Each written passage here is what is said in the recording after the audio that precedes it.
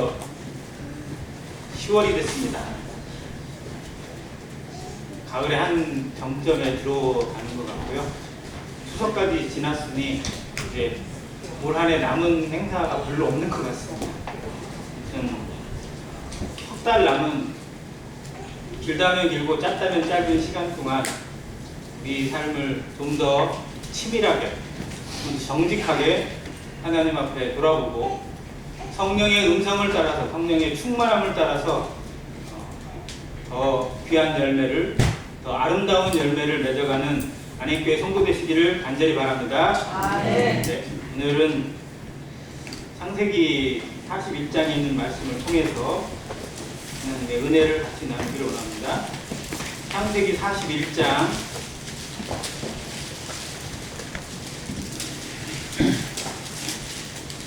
14절부터 16절까지인데요. 교독하고 16절은 같이 읽도록 하겠습니다. 창세기 41장 14절 제가 읽겠습니다. 이에 바로가 사람을 보내어 요셉을 부르매 그들이 급히 그를 옥에서 내놓은지라.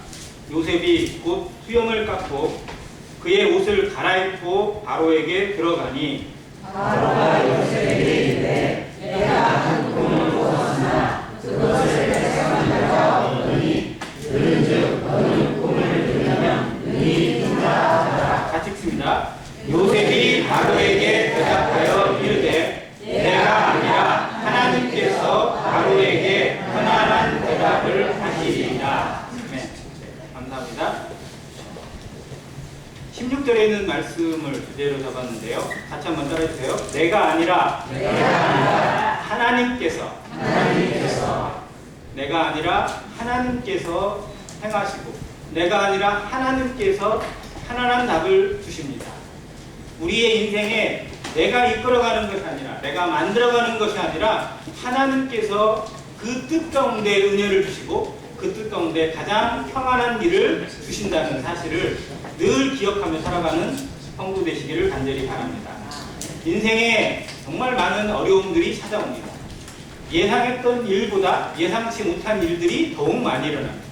또 그 가운데 일들은 대부분 좋은 쪽보다는 안 좋은 쪽 일들이 더욱 많이 일어나는 것을 많이 경험합니다. 만약 우리의 인생이 내가 생각하는 대로만 흘러가고 내가 계획한 대로만 흘러간다면 재미가 있겠죠. 그런데 그게 정말 인생일까요? 인생을 제대로 살았다고 말할 수 있을까 모르겠습니다. 조금이라도 살아보면 그게 안 된다는 걸 금방 압니다. 근데 중요한 건 제대로 되지 않고 뜻대로 되지 않는 일들을 통해서 진짜 인생을 배운다는 겁니다. 그게 하나님의 앞에 사람이 살아가는 방식입니다. 하나님이 왜 성도들에게도 어려움을 주시고 왜 성도들의 삶에도 원치 않는 일들을 허락하시는지를 생각할 때 그걸 통해서 하나님의 뜻을 분별하고 그걸 통해 하나님 앞에 겸손을 배우고 그걸 통해서 하나님의 마음을 닮아갈 수 있는 길을 열어주신다는 사실이 우리에게 위로가 됩니다. 창세기 41장은 잘 아시는 것처럼 바로가 꿈을 꿉니다. 애굽을 통치하고 전 세계의 가장 위대한 지배자라고 불리우는 파라오. 그래서 애굽의 통치자를 파라오를 바로로 기록했어요. 그래서 바로가 계속 기록이 있는데 이름이 어떤 왕이든 다 바로로 기록이 되어 있어요. 근데 아무튼 애굽의 통치자 바로가 꿈을 꾸고 그 꿈으로 인해서 요셉이라는 사람이 인생이 대역전되는 결과를 하나님이 계획하십니다. 요셉의 인생은 꿈이랑 뗄래야 뗄 수가 없어요. 요셉은 어린 시절에 꿈을 꾸었던 소년이었습니다. 그리고 그 꿈 때문에 어떤 일을 겪었죠? 그 꿈 때문에 형들한테 시기를 당하고 형들한테 죽을 뻔하고 그래서 결국은 애굽의 노예로 팔리게 됐어요. 자, 그가 꾼 꿈은 자기가 꾸고 싶어서 꾼 걸까요? 하나님이 주신 걸까요? 하나님이 주신 게 분명합니다. 그런데 하나님이 주신 꿈 때문에 죽을 뻔하고 하나님이 주신 꿈 때문에 애굽의 노예로 팔려가게 돼요. 그러니까 하나님이 주신 것이 그에게 전혀 도움이 안 되는 것 같아요. 그런데 실상은 그에게 주신 꿈은 하나님이 그를 통해서 이루어가시는 멀고도 원대한 계획을 보여주시는 것이지 그가 잘 되라고 주신 게 아니라는 겁니다. 우리에게 하나님이 꿈을 주실까요? 안 주실까요? 우리가 꿈을 꿀까요? 안 꿀까요? 꿉니다. 우리도 요셉처럼 꿈을 꾸는 자들입니다. 그런데 그게 나를 위한 꿈인지 하나님의 영광을 위한 꿈인지는 고민해야 돼요. 많은 사람들이 꿈을 꿉니다. 안 믿는 사람들도 꿈을 꾸고 살아갑니다. 그래서 꿈이라는 단어는 되게 멋있는 단어예요. 그냥 제 꿈이 아니라 꿈이라는 말을 영어로 하면 뭐가 되죠? 드림. 드림이라고 하는 딱 이름만 다뤄도 벌써 이름이 달라요. 저 성촌동에 가면 요양병원 하나가 있는데 정드림 요양병원이 있어요. 거기에서 모친님이 돌아가셨는데 이름이 정을 드린다라는 뜻도 되고 꿈을 꾸는 어떤 그런 이름도 있는 것 같아요. 근데 꿈을 조금 더 확장해 가면 뭐가 되냐면 비전이 돼요. 자, 꿈이 비전이 되는 것. 자, 그런데 그 비전에 머물지 않고 미션이 되게 하시는 것이 하나님의 사역입니다. 자, 우리에게 힘겨주신 것, 우리에게 말씀을 통해서, 구원을 통해서, 가르침을 통해서, 삶의 모든 일들을 통해서 하나님이 꿈꾸게 하시고 그 꿈을 이뤄가시는 과정 중에 무엇을 겪고 있는지, 그 꿈을 어떻게 이뤄가시는지를 경험하는 것이 신앙입니다. 요셉이라는 사람을 통해서 이거 잘 보여주세요. 자, 요셉은 꿈을 꿨어요. 그리고 그 꿈을 자랑했어요. 근데 요셉이 꿈을 자랑하는 것, 내가 이런 꿈을 꿨습니다. 내가 이런 꿈을 꿨는데 내가 꿈을 꿨더니 내가 국회의장을 딱 세워놨더니 갑자기 형들의 국칙이 어떻게 했다고요? 나한테 절을 하던데요? 그러면서 자랑을 해요. 자, 이거는 하나님을 나타내는 건가요? 나를 나타내는 건가요? 그러니까 요셉이 하나님의 택한 자녀이긴 하지만, 하나님의 그릇이긴 하지만 여전히 미성숙했음을 보여주는 것이 뭐냐면 자기 자랑이에요. 성도들이 하나님이 주신 것으로 인해서 자기 자랑에 머무는 때가 너무 많아요. 나를 드러내고 싶고, 나를 나타내고 싶고, 나 이런 사람이야, 나 이 정도는 해 라고 보여주고 싶은 것이 나타날 때가 있어요. 이게 미성숙입니다. 자, 요셉은 성숙되지 못했어요. 그래서 다스림이 필요했고, 연단이 필요했고, 훈련이 필요했습니다. 그래서 그에게 더욱 스파르타식 훈련이 들어갑니다. 조금 더 그런 방법이 아니어도 얼마든지 할 수 있을 텐데 하나님은 가장 가혹한 방법을 택하셔서 요셉을 정말 가기 싫고 가서도 안 되고 있을 수 없는 환경에다가 집어넣으셨어요. 근데 그 과정을 통해서 요셉이라는 사람을 밑바닥부터 정말 놀라운 그릇으로 바꾸시는 하나님의 계획입니다. 그래서 꿈이 나의 꿈인지 하나님의 꿈인지 제대로 바람이 서지 못해요. 중심을 잡지 못하는 상황이 우리의 미성숙입니다. 자, 그런데 요셉이 애굽의 노예로 팔려가서 보디발의 집에 정말 끝발이 종으로 팔려갈 그 순간부터 성경이 뭐라고 기록했냐면 여호와께서 요셉을 형통하게 하셨다는 기록이 계속 나옵니다. 그의 인생은 밑바닥인데, 그의 인생은 가장 안 좋은 환경에 떨어졌는데도 성경은 그에게 형통이라는 단어를 주십니다. 우리 인생이 이건 아니야, 왜 나한테 이런 일이, 왜 우리에게 이런 일이, 왜 우리 가정에 이렇게 힘든 일이 주어졌지? 라고 고민하고 어려워할 때 그것이 하나님 앞에서 형통의 길이 될 수 있다는 거예요.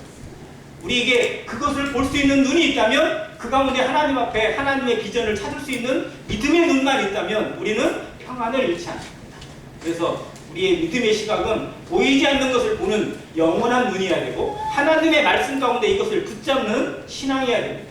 요셉이 애굽에 떨어졌는데, 애굽의 밑바닥에 갇혀서 언제 죽을지도 모르는 처참한 광경에 떨어졌는데, 형들은 아버지를 속이고 짐승이 죽였다고 거짓말을 해가지고 가장 사랑하는 아들이 죽은 것처럼 만들어라고 그랬어요. 이제 없는 자식이 되어버린 거예요. 그런데 그 상황에 하나님만은 요셉을 형통하게 하셨습니다. 그런데 형통해졌으면 잘 풀려야 되는데 잘 풀리는 것 같다가 꼬이고 풀리는 것 같다가 꼬여요. 분명히 그 집에서 인정받고 그 집에서 좋은 일을 뛰어쳤는데 오히려 더 누명 쓰고 어디로 떨어졌어요? 감옥으로 떨어졌어요. 애굽의 지하 감옥에 노예가 주인 마님을 성폭행하려다가 붙잡고 왔다. 그럼 얘는 뭐예요? 그냥 사형이죠. 그냥 죽어야 돼. 그러니까 그냥 죽어도 할 말이 없는데 이 보디발이 뭔가 좀 찜찜했나 봐. 얘가 분명 그런 애는 아닌 것 같은데 그냥 그 자리에서 죽여도 아무 문제 없거든요. 히브리 노예니까 사람 축에도 안 끼는 노예를 자기 마누라를 수행하려고 현장에서 체포된 그런 범인으로 생각하면 그 자리에서 죽이죠. 그런데 죽이지 않고 감옥에 넣었다는 것은 아마 이 보디발에게도 뭔가의 그런 것도 있지 않았을까 생각이 들어요. 하나님의 섭리이긴 하지만.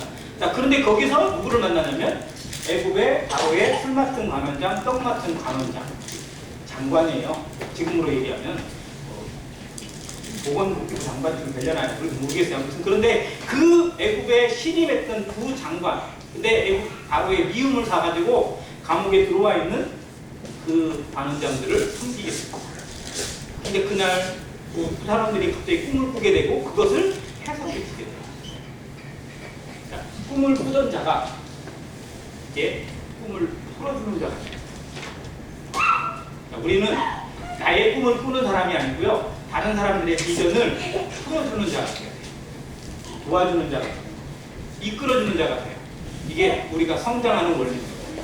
나의 꿈에 머물지 않고 다른 사람의 비전과 다른 사람의 소망을 이끌어주고 도와주고 동역해주는 사람. 이것이 하나님의 말씀 가운데 하나님의 꿈을 같이 이루어가는 교회의 모습이 여기 담겨 있어요. 자, 그랬는데 그런 모습에서 틀렸어요. 그랬더니 술 맡은 관원장이 나는 이런 꿈을 꿨는데 이게 무슨 뜻일까? 당신은 3일 뒤에 복권이 돼서 다시 장관이 될 겁니다. 살아날 겁니다. 내가 살아나기만 하면 너는 그냥 내가 바로 던져줄게. 걱정하지 마. 철석같이 약속을 해놓고 딱 올라갔는데 진짜 7일 뒤에 딱 복권이 됐어요. 근데 어떻게 됐어요? 기억 상실에 걸렸을 거예요. 그 일주일 만에 잊어버린다는 게 말이 안 되잖아요. 그리고 적어도 자기가 그 꿈대로 일주일 만에 딱 복권이 됐으면 이야 진짜 걔 대단하구나. 오, 내 생명의 은인이네 하고 당장 던져주는 게 너무나 맞아요. 아마 요셉도 그 사람이 복권됐다는 소식을 듣고 빨리 나를 건져주겠지라고 기다렸을 거예요. 근데 하루가 지나 이틀이 지나 좀 걸리나? 아무리 기다려도 소식이 없고 그냥 찾아오는 사람도 없고 아무 이야기가 없어요. 그렇게 얼마가 지났냐면 만 2년이 지나요. 그래서 41장 1절에 보면 만 2년 후에라는 단어로 시작이 됩니다. 이게 요셉에게 얼마나 긴 시간이었을까요? 한번 생각해 보세요. 요셉이 내가 꿈을 해석해가지고 장관이 됐을 다시 복권 낼 수 있도록 하는 것을 도움을 줬어요. 물론 요셉이 복권을 시킨 건 아니에요. 사도 따져보면 자기는 별일을 알려준 것 뿐이에요. 실상 그건 바로의 뜻이겠죠. 근데 그 모든 것을 주관하시는 분은 하나님이시고요. 그 가운데 2년의 시간 동안 왜 머물게 하셨는지 요셉은 다 알 수 없었어요. 여러분들 거꾸로 한번 돌려볼게요. 자, 이 관원장이 기억이 딱 돌아오고 맞아, 내가 요셉을 잊었네. 오, 걔가 진짜 괜찮은 애인데 걔는 억울하게 감옥을 하는 애니까 풀어줘야지. 그 장관의 이름으로 그 사람 풀어주는 게 어려운 일일까요? 쉬운 일일까요? 쉬운 일이죠. 자기 할 일로 써도 되고요. 풀어도 돼요. 자, 풀어줬어요. 만약에 풀어주면 요셉이 어떻게 합니까? 요셉이 풀어줬어. 자유롭게 했어요. 그럼 어떻게 했을까요? 자, 이게 하나님이 그를 2년 동안 가두신 이유예요. 풀어줬어요. 그러면 어떻게 했을까요? 요셉은 어디로 가요? 집으로 가요. 집에 아버지한테 가요. 집에 아버지한테 가면 자기 형들이 있어요? 없어요? 있어요. 형들이 아버지 속였잖아요. 자기 땅에다 땅 구덩이에 집어넣고 팔아먹고 죽이고 뭐 이런 식으로 해서 도롱해놓고 아버지도 속였어요. 그 형들 10명이 거기에 다 있단 말이에요. 그 형들 10명 어떻게 해야 돼요? 죽여버려야 돼요. 아니에요? 그럼 한번 요셉은 죽이지 않으려고 해도 야곱이 죽일까 안 죽일까요? 죽이죠. 이것들이 자식이라고. 자, 그렇게 되면 만약 그 자식들이 쫓겨나든지 죽든지 뭐 어떻게 됐어요? 그 집이 편리 풍파가 일어나서 난리가 났어요. 요셉과 베냐민만 남고 나머지 자식은 자식도 아니요, 그냥 싹 다 그냥 흩어지게 됐어요. 그러면 하나님의 뜻이 이루어져야 안 되죠. 안 이루어지죠. 하나님은 야곱을 통해서 12지파를 세우시고 이스라엘을 계획하셨는데 그게 다 무너지는 거잖아요.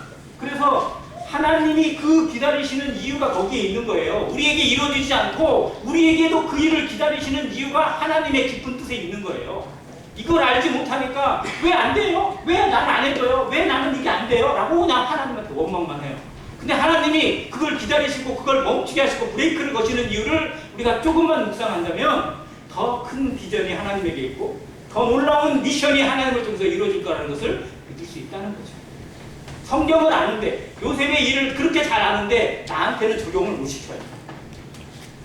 요셉의 이 사건을 보면서 그렇게 2년 동안 기다리신 것은 하나님의 놀라운 섭리고 바로가 꿈을 꿀 때까지, 세상에 그런 모습이 이루어질 때까지 하나님이 기다리시는 것을 너무 잘 알아요. 성경 공부를 통해서. 그런데 정작 나한테 일이 이 2년이 아니라 2주일도 못 기다리고 2달도 견딜 수가 없는 게 우리 모습 아닌가요? 나한테는 즉각 이루어져야 돼요. 이건 이기심 아니에요? 따지고 보면 나한테는 무조건 일이 만사형통해야 되고 다른 사람은 어떻게 해도 상관없어요? 그게 아니잖아. 그래서 이 꿈을 통해서 우리는 하나님이 이루어 가시는 것을 공부해야 합니다. 내 인생도 역시 하나님 손에 달려 있으니까. 자, 이제 요셉이 아니라 바로가 꾼 꿈을 볼게요. 바로가 꾼 꿈은 바로를 위한 일일까요? 세상을 위한 일일까요? 아니면 요셉을 위한 일일까요? 어떻게 생각되세요? 바로가 꿈을 꿨어요. 하나님이 꾸게 하셨어요? 이게 바로를 위해서 꾸게 하신 거예요? 요셉을 위해서 꾸게 하신 거예요? 아니면 전 세상을 위해서 꾸게 하신 거예요? 잘 보세요. 요셉을 위해서 주신 거예요? 아니면 세상 모두를 위해서? 세상 모두를 위해서. 왜? 바로는 그만한 그릇이니까. 세상을 지배하는 사람이니까 그를 통해서 그에게 소속되어 있는, 그 영역에 소속되어 있는 모든 사람들을 구원하는 길을 그를 통해서 보여주시는 거예요. 그러니까 그가 꾼 꿈은 하나님 앞에 놀라운 거예요. 그런데 막 꿈을 꿨는데 너무 비슷한 꿈인 거, 두 가지 꿈을 꾸다 보니까 막 뭔가 겹치긴 하는데 뭔가 떠오르긴 하는데 너무 긴가민가. 도대체 이걸 어떻게 해석해야 될지, 뭐를 해야 되는 것인지 답답해가지고 바로가 자기 애굽에 똑똑하다고 하는 사람들을 전부 다 불러 모아가지고, 야, 어젯밤에 내가 이런 꿈을 꿨는데 무슨 뜻이야? 한번 해석해봐 라고 했어요. 그랬더니 해석을 해요, 못해요?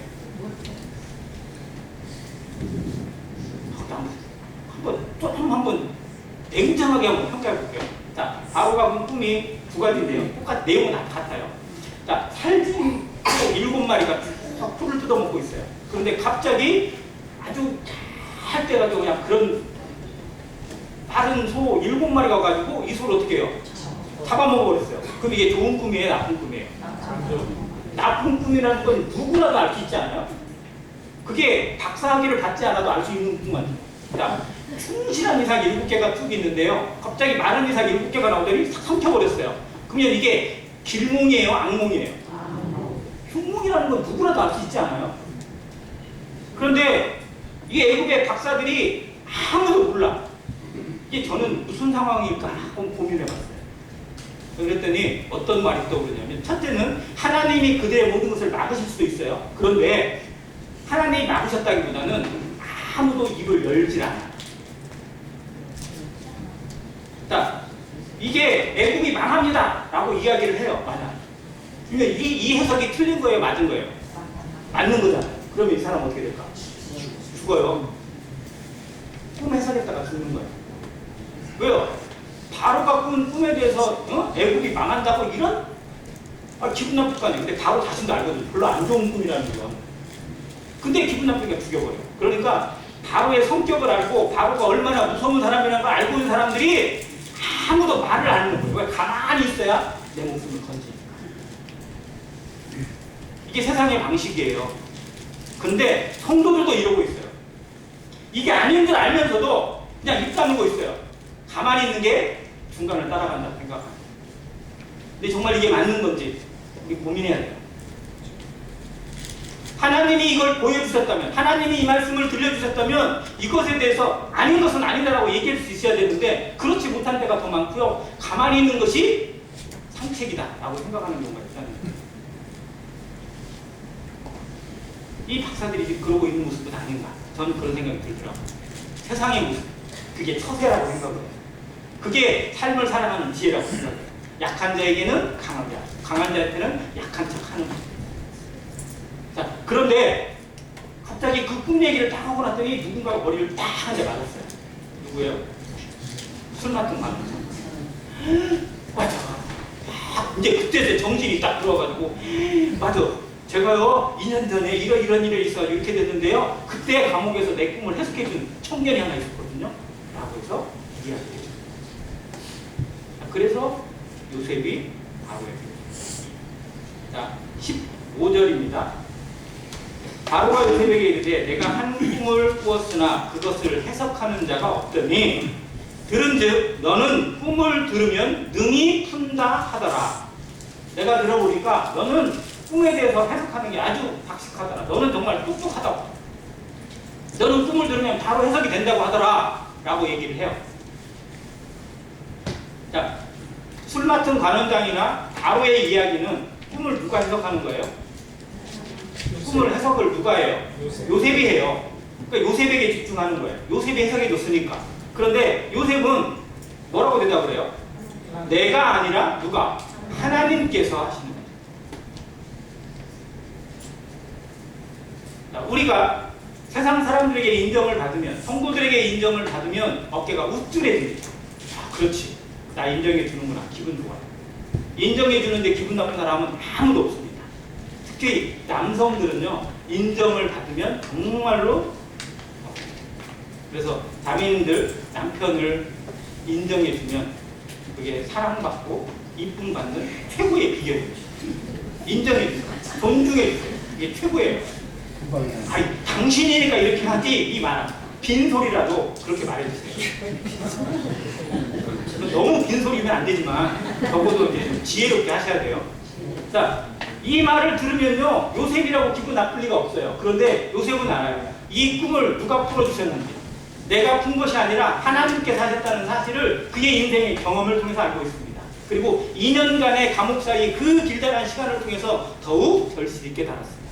아, 나를 나가게 하시는 분도 하나님이구나. 술 맡은 관원장이 나를 풀어주는 게 아니라 하나님께서 내 인생을 붙잡고 계시는 걸 알아. 그걸 깨닫고 바로 앞에 섰을 때에도 하나님을 드러냅니다. 내가 아니라 하나님께서 하십니다. 그래서 요셉의 자의답을 잘 들어보면요, 두 가지가 나와요. 첫 번째는 내가 아니라 누가 하신다고요? 하나님이 하십니다. 두 번째, 하나님이 하시는 대답이 뭐를 줘요? 편안한 대답을 줍니다. 평강을 주는 거예요.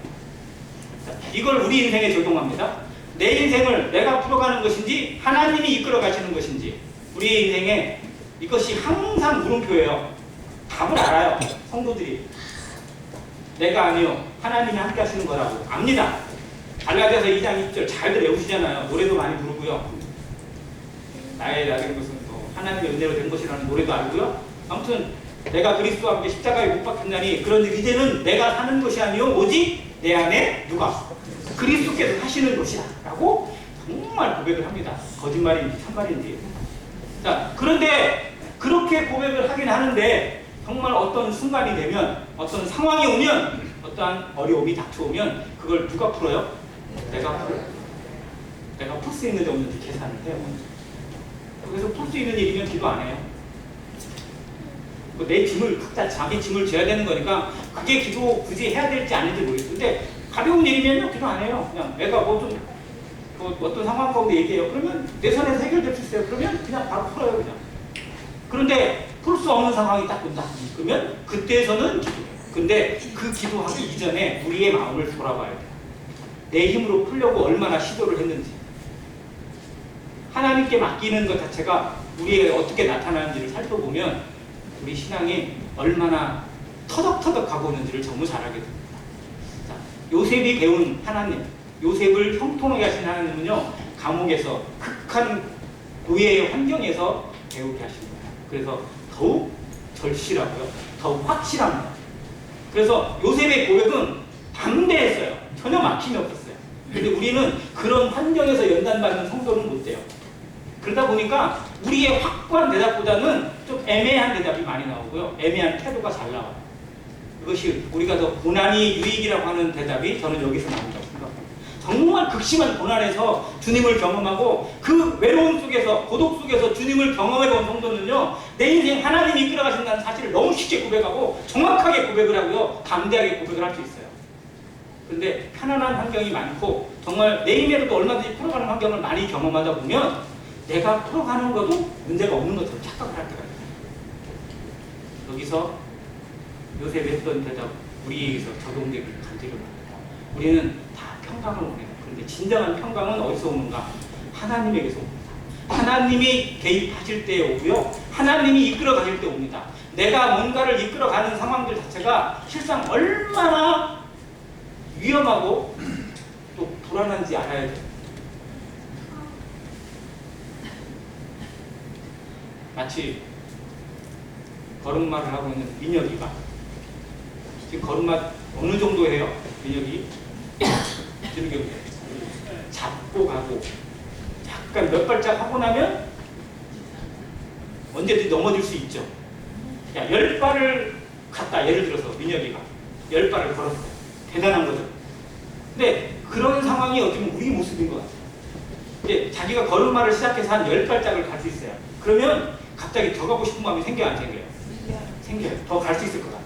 그런데 부모 입장에서 보면 얘가 10발짝을 가는 것도 정말 불안불안한데 20발짝을 가겠다고 가면 이거를 박수치고 가만히 둬야 될지 아니면 계속 뒤에서 이러고 있을지 몰라요.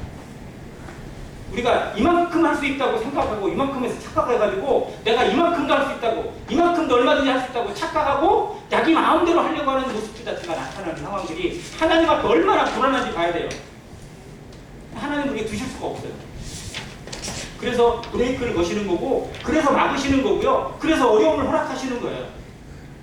그래서 우리가 권고할 때마다 생각해야 될 게 하나님이 왜 이렇게 하셨을까라고 고민해보면 생각해보면 거기에서 하나님의 말씀과 성령의 인도하심을 찾을 길이 나옵니다. 이게 말씀의 지혜라고 저는 생각합니다. 요셉은 이것을 너무 잘 배우는 사람 중에 하나예요. 자, 그래서 그가 감옥에 있는 기간들 자체를 굳이 딱 계산해보면요. 17살에 형들에게 노예로 팔립니다. 17살에 팔렸어요. 그리고 애굽에서 총리가 될 때 몇 살이었어요? 30살. 13년. 그의 13년이 우리가 받은 13년, 우리가 연단받은 13년과 비교가 되지 않을 만큼 어마어마한 시간이라는 것도 생각할 수 있습니다. 근데 공교롭게도 사도 바울도 연단받은 시간들 자체를 그거 고백하기를 갈라디아서 13년이라는 시간이 나오더라고요. 그게 물론 다 연단의 시간은 아니겠지만 그 시간들 자체를 기록을 하고 있더라고요. 자, 그래서 사도 바울과 연결시켜주는 이 요셉의 모습을 볼 수 있습니다. 요셉이 바로에게 한 대답, 내가 아니라 하나님께서 바로에게 편안한 대답을 주실 겁니다. 평강을 주실 것입니다. 라고 하는 대답에는 뭐가 담겨있냐면요. 꿈을 해석하는 게 중요한 게 아니고요.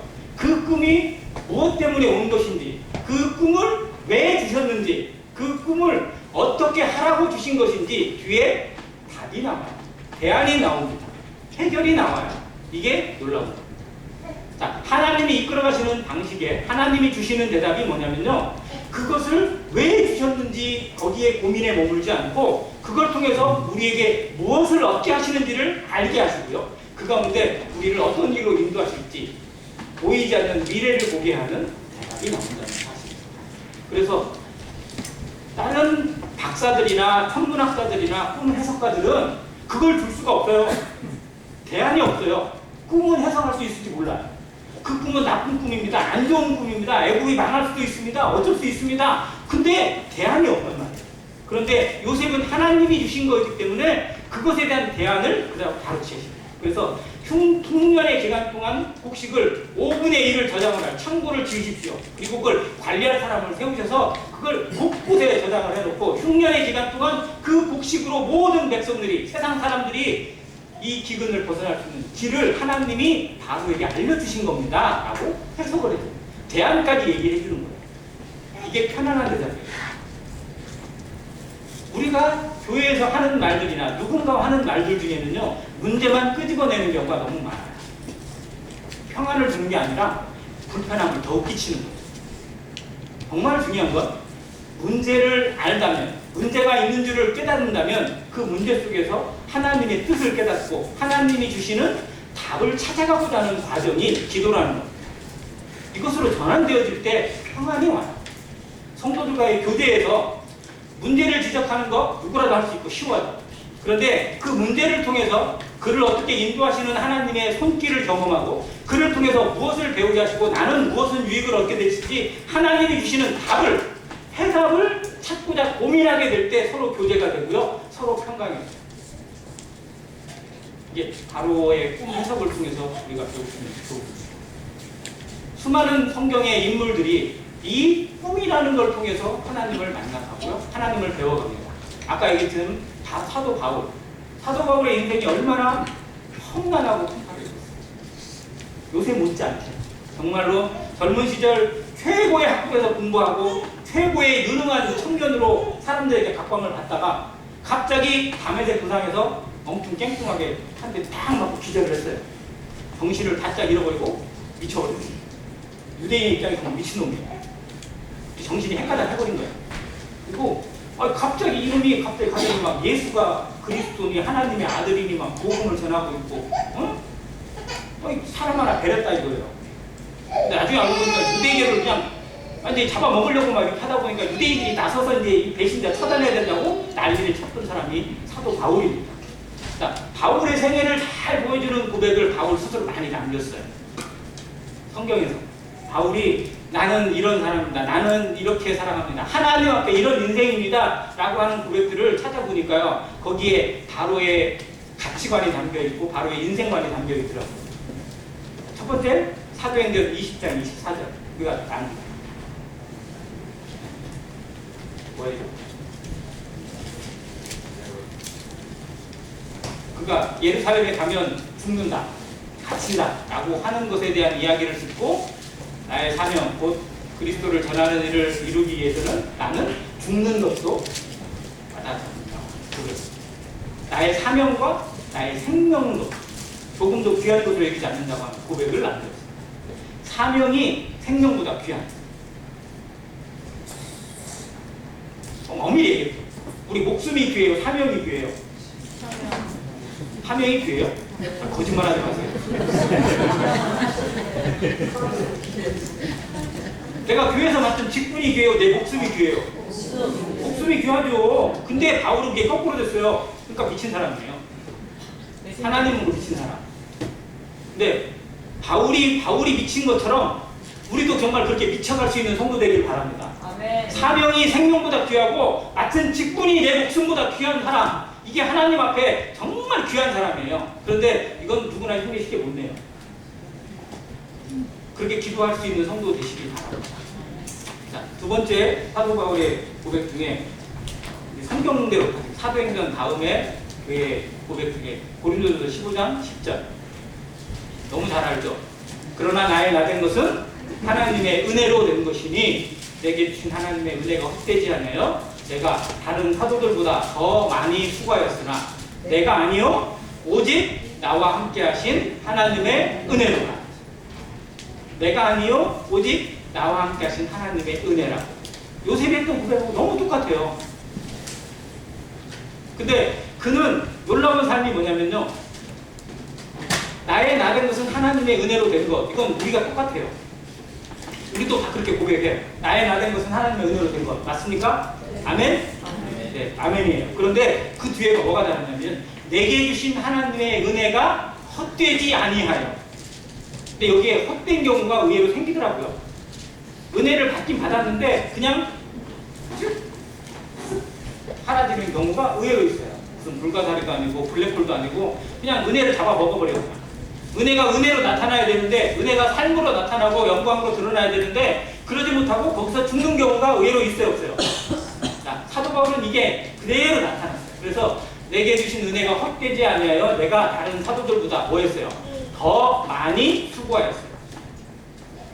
내가 은혜를 많이 받았어요? 내가 은혜가 넘칩니까? 그러면 더 많이 수고하시길 바랍니다. 더 많이 자신을 드리고 더 많이 헌신하는 성도 되시길 바랍니다. 나이를 따지지 말고 뭘 핑계대지 말고 내가 할 수 있는 선에서 최선을 다하는 성도 되시길 바랍니다. 이게 헛되지 않은 은혜예요.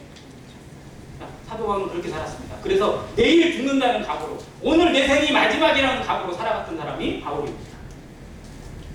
그의 인생의 또 다른 좋은 자체가 고린도후서 12장 10절에 나옵니다. 그가 제 가시, 즉 사단의 그 가시를 깨닫고 그걸 하나님 앞에 3번을 기도했어요. 근데 하나님으로부터 온 응답이 뭐예요? 내 은혜가 내게 족하다. 이는 내가 약할 그때 곧 강함이다라고 했어요. 그래서 그가 뭐라고 고백했느냐? 그러므로 나는 나의 약한 것과 뭐 어떤 것과 고난과 핍박과 뭐를 자랑하리니 곧 내가 약할 그때에 곧 강함이다. 약점이 있어요? 아픔이 있습니까? 육체의 연약이 있습니까? 그걸 자랑하십니까? 아, 이거 하나님이 주신 내 은혜에 주신, 내 몸에 주신 선물입니다. 내 가정에 허락 주신 선물입니다. 하나님의 정말 놀라운 선물입니다라고 자랑할 수 있게 되길 바랍니다. 약점이 강점이 되고 약점이 오히려 자랑이 될 수 있는 성도가 되시기를 주의 이름으로 축원합니다. 그 다음 또 그의 생에서 고백이 또 나옵니다. 갈라디아서 2장 20절 우리 너무 잘 알죠. 내가 그리스도와 함께 십자가에 못 박혔나니 그런즉 이제는 내가 사는 것이 아니요 내 안에 그리스도께서 사시는 것이다. 이제 내가 책동을 사는 것은 나를 사랑하사 나를 위하여 자기 몸을 버리신 하나님의 아들을 믿는 믿음 안에서 사는 것이다. 연준이도 아들이도 잘 외우고 있는 요절이라고 합니다. 성도들이 너무 잘 알아요. 그런데 이 말씀대로 사는 것은 정말로 기적입니다. 능력입니다. 역사가 이 안에 역사가 담겨 있습니다. 이 말씀대로 살았던 사도 바울이 그렇게 고백을 합니다. 빌립보서 4장 13절에 보면 내게 능력 주시는 자 안에서 뭐라고요? 내가 모든 것을 할 수 있는 누구 안에서예요? 능력 주시는 자 안에서. 하나님이 능력을 주세요? 성령이 능력자, 성령의 능력이 우리 가운데 이만큼만 주실까요? 하나님이 우리에게 능력을 주시는데 성령의 역사를 주시는데 그래 너는 이만큼만 먹어라 라고 떡 한 줌만 떼듯이 애따 여고 이렇게 주시겠어요? 하나님이 주시는 게 이만큼 주세요? 우리 교회에 하나님의 은혜가 이만큼만 올까요? 아니에요. 하나님의 은혜는요 정말로 콸콸콸 쏟아집니다. 사도 다윗이 고백한처럼 내 잔이 넘치나이다 고백처럼 넘치게 주셔요. 근데 문제는 받을 그릇이 너무 작다 보니까 받지 못하는 거예요. 자, 수돗물 다 틀어놓고요 간장 봉지에 받으면 물이 받쳐야 안 받쳐요? 간장 봉지 채워져요 안 채워져요? 안 채워지더라고요. 그냥 다 타고 넘어가 버려요. 그냥 우리 그릇이 간장 봉지만 해서는 안 된다는 거예요. 그냥 목욕탕 그릇 정도는 돼야지. 아니면 그 곰탕 큰 그릇 정도는 되어야죠. 그래야 콸콸콸 쏟아도 얼마든지 채우죠. 우리의 그릇을 키우시기 바랍니다. 하나님이 부담 없이 풍부하게 퍼부어주시는 분인데도 불구하고 이만큼밖에 못 열어가지고 이만큼밖에 안 돼가지고 요것도 제대로 못 받고 사는 그런 쪼잔한 인생 되지 않기를 간절히 바라고요. 내게 능력 주신 안에서 내가 모든 것을 할 수 있는 능력과 역사의 삶이 안행교회 성도를 통해서 나타나길 바랍니다. 자, 성령의 역사, 이게 권능인데요. 이 권능이라는 단어가 무슨 헬라어 자체가 있는데요. 이 단어에서 온 영어 단어가 다이나마입니다. 두나미스가 권능이라는 뜻이거든요. 근데 거기에서 온 단어가 다이나마이트. 우리 인생에 이 다이나마 같은 폭발력으로, 다이나마이트가 뭐를 깨뜨리는 거예요 원래?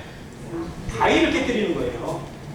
우리 인생을 가로막고 있는 담벼락처럼 굳건한 바위, 골리앗 같은 바위를 이 성령의 권능으로 깨뜨리는 겁니다. 아무것도 아니에요. 그렇게 깨뜨리면 그냥 갈기까지 다 찢어져 나가요. 쪼개지는 겁니다. 우리 앞에서 이 역사를 보게 되고 안행교회의 삶이, 안행교회 성도들의 삶이 이 경험을 하게 되는 삶으로 전환되어지기를 간절히 바랍니다. 네. 마지막 구절은 같이 읽겠습니다. 디모데후서 4장 10절과 8절입니다.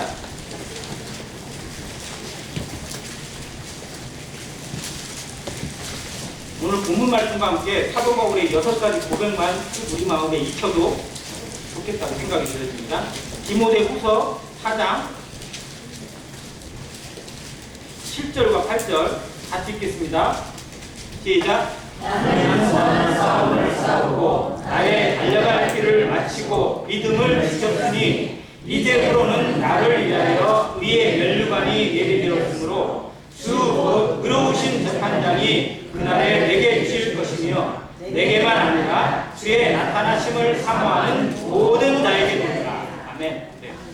주의 나타나심을 사모하는 모든 안행교회 성도들에게도 이 능력이 나타나기를 간절히 바랍니다. 네. 맞습니다. 우리는 하나님으로 살아가는 자들, 그리고 우리 인생에 가장 꼬여 있을 때 하나님이 답을 주세요. 그래서 내 인생에서 내가 풀어가는 것이 아니라 하나님이 풀어가는 인생, 하나님이 풀어가는 과정을 통해서 평안을 놓치지 않고 평안을 추구하고 그 평안을 나눠주는 성도가 되어야 됩니다. 내가 꾸는 꿈이 나를 위한 것이 아니라 하나님의 영광을 위한 거예요. 그리고 나는 그 꿈을 도와주는 자가 됐을 때 하나님이 그런 사람을 통해서 진짜 꿈의 가치를 보여주고 꿈을 이루어가게 하고 그 꿈을 통해서 하나님이 살아계심을 애굽왕 바로에게도 애굽의 모든 백성들에게도 믿지 않는 자들에게도 전해줬어요. 그래서 바로가 하나님을 인정해요. 내게 바로는 원래 신이 있잖아요. 애굽에 신이 얼마나 많은지 몰라요. 그런데 하나님을 인정하고 하나님의 사람으로 그를 존중하고 그를 총리 대신으로 세우게 되는 과정을 보면서 정말 우리의 삶이 어느 누구에게 모든 사람들에게 하나님의 살아계심을 증거하고 그 꿈을 통해서 하나님이 하시는 일을 드러내는 참된 증인의 삶을 살아가기를 주의 이름으로 기도드립니다. 네, 이상입니다.